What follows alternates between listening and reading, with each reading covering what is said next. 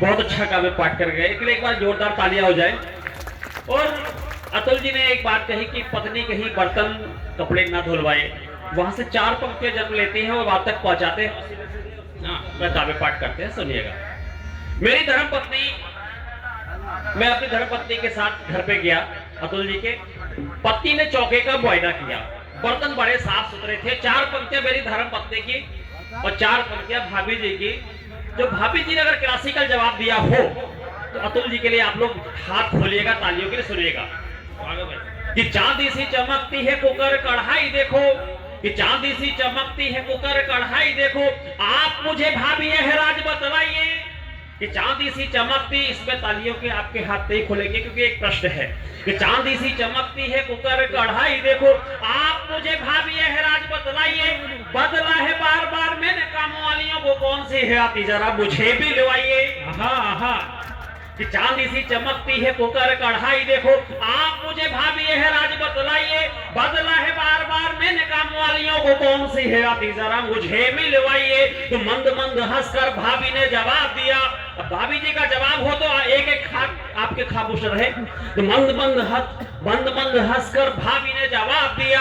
कि मंद मंद हंसकर भाभी ने जवाब दिया, चिंता वाली बात नहीं मत घबराइए, काम वाली बाइयों का कुछ भी भरोसा नहीं, एक बार पति देव को भी आजमाइए। वाह वाह वाह वाह, बढ़िया बढ़िया ना भैया।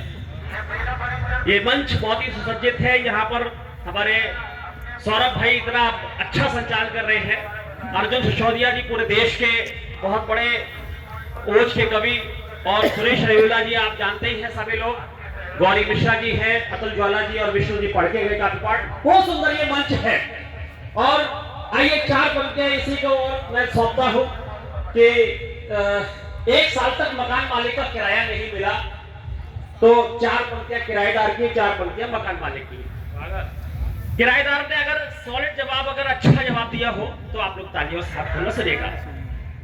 कि 1 साल बाद बोला मालिक मकान वाला, कि 1 साल बाद बोला मालिक मकान वाला, हाउस रेंट मेरा आप जल्दी से चुकाइए। काफी बनती है भाई रेंट की रकम मेरी, आधी आप दीजिएगा आधी भूल जाइए।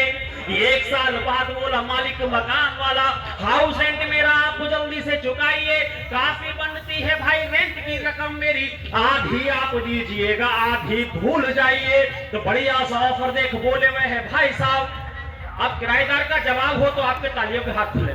बढ़िया सा ऑफर देख बोले हुए है भाई साहब, कि बढ़िया सा ऑफर देख बोले हुए है भाई साहब। 16 दूनी 8 आप मुझे न पढ़ाइए, ऑफर में बात आप कीजिए समानता की, आधी भूले हम आधी आप भूल जाइए। वाह वाह बढ़िया।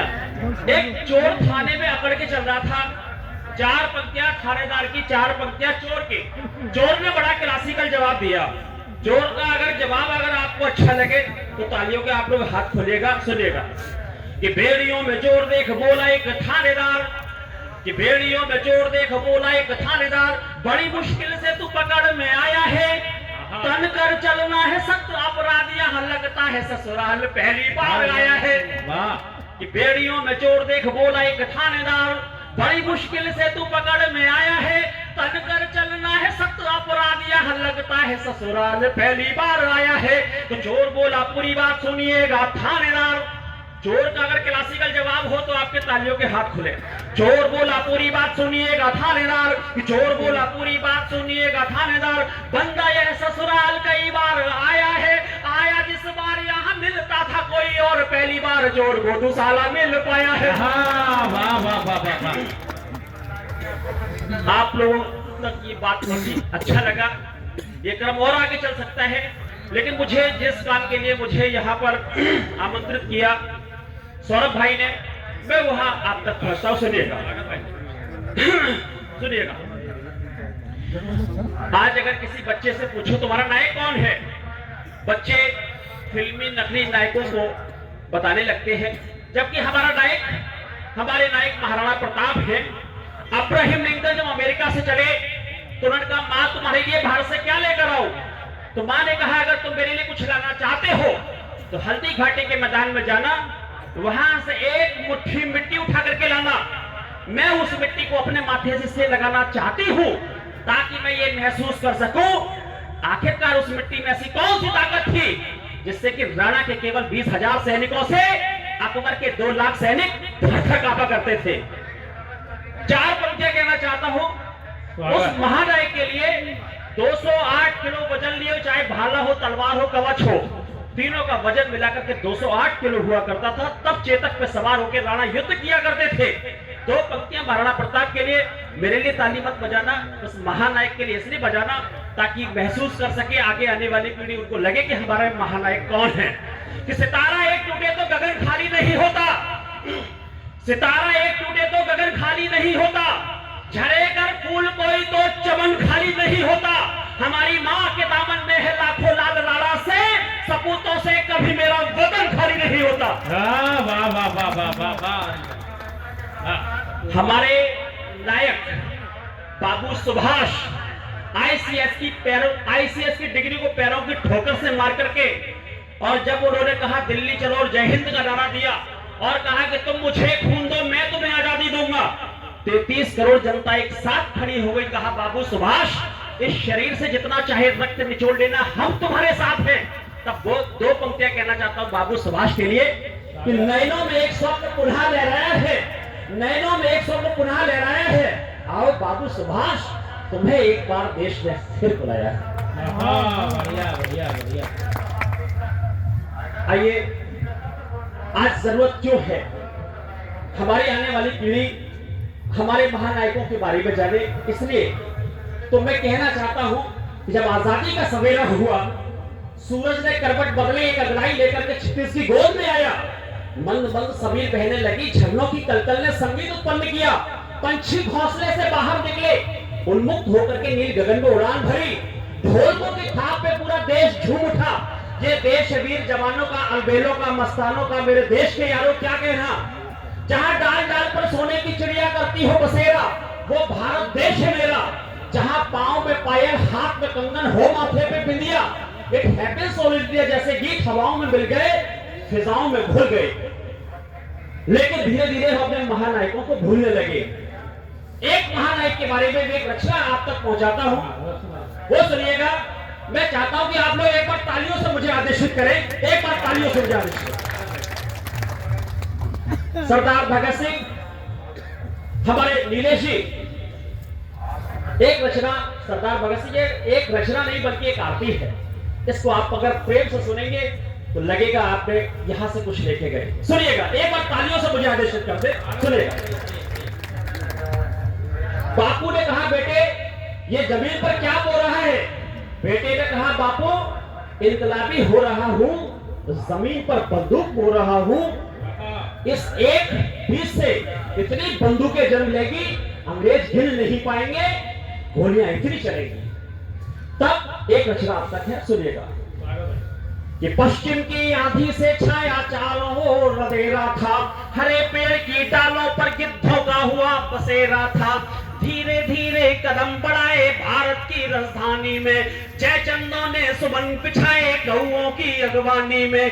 धरती भारत की जलती थी सूरज के अंगारों में, प्रेम शांति के पाठ बह गए ब्रह्मपुत्र की धारों में। किंतु तभी एक सुमन खिला धरती के मान सरोवर में, उसी सुमन की मैं मित्रों आज कहानी कहता हूँ, उसी सुमन की मैं मित्रों आज कहानी कहता हूँ, उसी सुमन की मैं मित्रों आज कहानी कहता हूँ।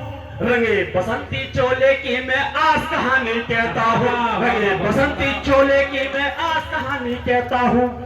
कि गोरों की चालों से ही नदियों का पानी लाल हुआ, घृत इरादों के कारण ही घायल माँ का भाल हुआ।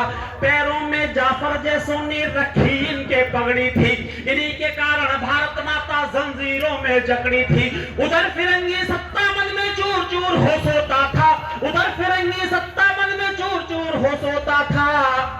इधर लाडला भारत माँ का बंदूकों को बोता था, इधर लाडला भारत माँ का बंदूकों को बोता था। ताल तलैये सूखे ऐसे सावन आग बरसते थे, कोयल गाना भूल गई और चंदन जहर उगलते थे। मदहोशी भी खत्म हुई तब भंवरों की इन गुंजन में, देश की माटी गूंज उठी तब इनकलाब के गर्जन में। इनकलाब की भाषा की, इनकलाब की भाषा की, इनकलाब की भाषा की मैं आज कहानी कहता हूँ। रंगे बसंती चोले की मैं आज कहानी कहता हूँ। रंगे बसंती चोले। जो हाथ खामोश थे, मेरा दावा है अब आपके तालियों के हाथ खुलेंगे कि कुंभकर्ण की नींद थी उनकी जाके मैंने तोड़ा था। कुंभकर्ण की नींद थी उनकी जाके मैंने तोड़ा था। कुंभकर्ण की नींद थी उनकी जाके मैंने तोड़ा था। इसीलिए असेंबली में बम को मैंने फोड़ा था। इसीलिए असेंबली में बम को मैंने फोड़ा था। आज का ये आगाज लिखा अंजाम वो कल को आएगा। मेरे हर एक खून का कतरा इनकलाब को लाएगा। खुद के कंधे जीवन जिया यही तो जीवन साजा है। औरों के कंधे पर तो उठता सिर्फ जनाजा है। मेरे सीने में जो जख्म, किसी ने उसको आतंकवादी कहा, किसी ने पागल कहा, किसी ने सिरफिरा कहा, किसी ने दीवाना कहा। जब किसी ने उसको पागल कहा तो दो पंक्तियां भगत सिंह की है जिसे मैंने कविता में ढाला। फांसी के फंदे को चूम रहे थे सरदार भगत सिंह, फिर भी कविता पढ़ रहे थे, गीत पढ़ रहे थे, गजल। कौन सी पंक्तियां थी? आपके तालियों के हाथ इसलिए नहीं, इस तरह से आएंगे आपके हाथ तालियों के, क्योंकि भगत सिंह की पंक्तियां सुनेगा कि मेरे सीने में जो जख्म वो फूलों के गुच्छे हैं। मेरे सीने में जो जख्म वो फूलों के गुच्छे हैं। मेरे सीने में जो जख्म वो फूलों के गुच्छे हैं। हमको तुम पागल रहने दो, हम पागल ही अच्छे हैं। हमको तुम पागल रहने दो, हम पागल ही अच्छे हैं। सुख सुविधाओं का मैंने किया कभी भी गौर नहीं।